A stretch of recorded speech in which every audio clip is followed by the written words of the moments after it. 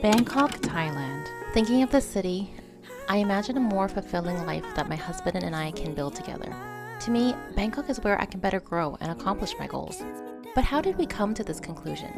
In this video, I'll be discussing 5 reasons why moving to Bangkok is the right decision for us. And if you stay tuned to the end, I'll let you know what signs to look out for that could influence you to make the move yourself. By the way, if you're new to this channel, hi, my name is Linda. This is my husband, Tony, and we're addicts to all things Bangkok. So if you're interested in what we're up to, consider subscribing. Jumping straight into it, when starting this video, I did some research as to what was the main reason that most people gravitated towards living long-term in Bangkok, to see if our values were similar with the majority that made the move. The answer was shockingly unanimous, and the answer was Thai BL series. Just kidding. What they actually said was cost of living. Very affordable cost of living. Cost of living here is a lot cheaper. The cost of the living, it's the biggest single reason.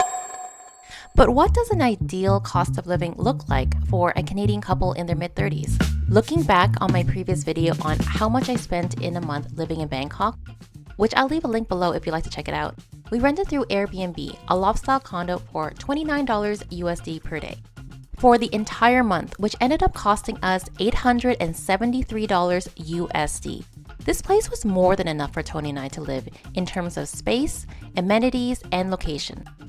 We were mere steps away from the shopping mall and 7-Eleven, which if you haven't been to a 7-Eleven in Asia, it is stupidly convenient, all-in-one supermarket condensed into a small convenience store with a wide selection of insanely good food. But I might be a bit biased on this. And most, if not all, condos in Bangkok come with an in-suite washer, swimming pool, and a fully equipped gym at a minimum, which is included in the rent. Every time Tony and I book an accommodation in Bangkok, it always impresses me how modern the condos are and the amenities they include. Plus, the locations are usually strategically placed near either an MRT or BTS, or both. Which leads to another concern, transportation. How do we get around? Driving was not an option for us because A, the traffic could last for hours on end, and B, the road rules were completely different from back home. This was not a problem in Bangkok as there are multiple ways of getting around the city. Taxis, tuk-tuk, motorbike, water taxi. Plus, the transit system is so advanced here. Using the MRT and BTS is convenient, it's well maintained, and easy to follow. And both these lines are so intertwined throughout Bangkok that you can literally get to any part of the city that you like. This was vital towards our decision to move here, as we needed a way to get around. Another reason for the move is the healthcare system, which I had the unintentional pleasure of experiencing not once, but twice during my time in Bangkok. How did I end up in the hospital? Well, it had to do with me having absolutely no self-control and learning a thing called moderation in the worst possible way. Basically, I ate so much food till I burst and had to get medical treatment. The first time I went, I couldn't believe how seamless the visit was. The service was fantastic. They took my height, weight, blood pressure. I got to see the doctor right away and explain my symptoms, and he gave me a full report of my visit, translated into English so I could submit it to my insurance company. I got an IV drip, and afterwards, the nurse wheeled me down to the pharmacy where I was given my medication. All this cost me $44 USD. I've worked in the healthcare system, and for that price, it could get you an office visit with a doctor. Any test or prescription would be extra, and you'd have to get it at another facility. It was a relief to know that the hospital services in Bangkok were more than adequate in the case Tony and I ever got sick. We would be in good hands. My 4th reason is the influencer culture in Bangkok. As I try to navigate through the content creator sphere, I filmed and edited a ton of reels on my Instagram. By the way, I have an Instagram account, so if you would like more real-time updates on what we're up to, please consider following.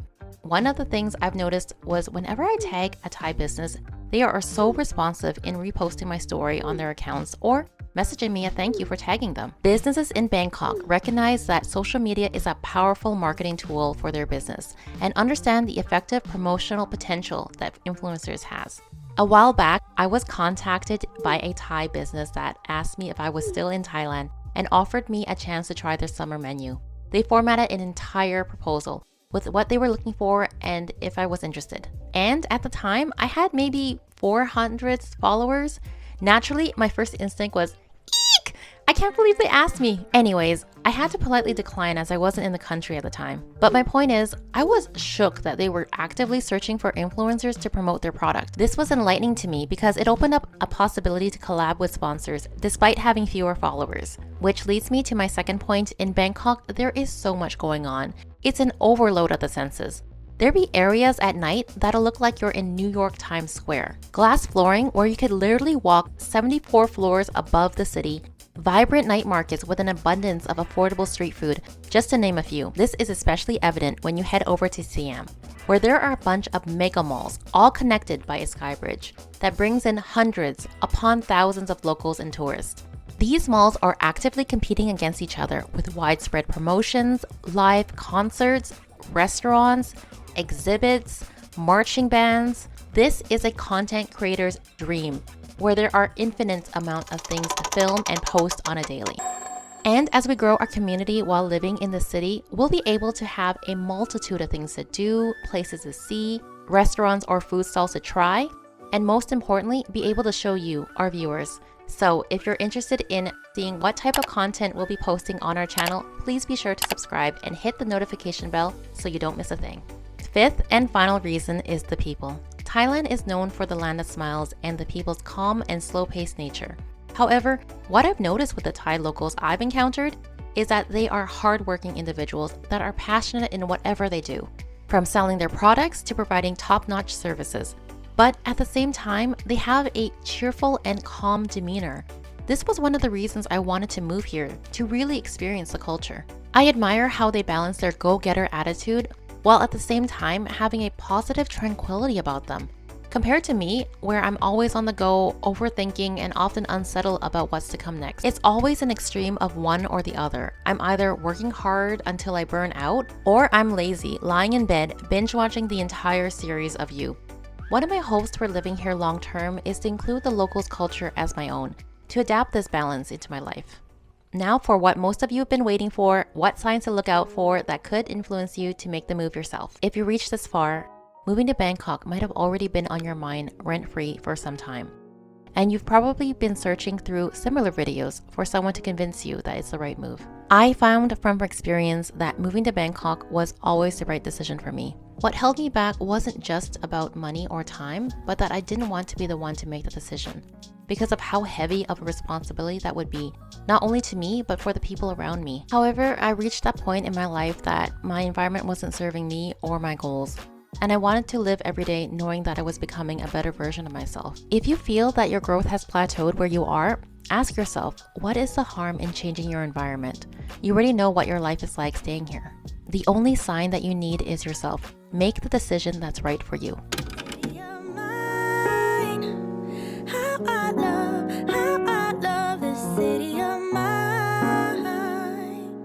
It never gets me down.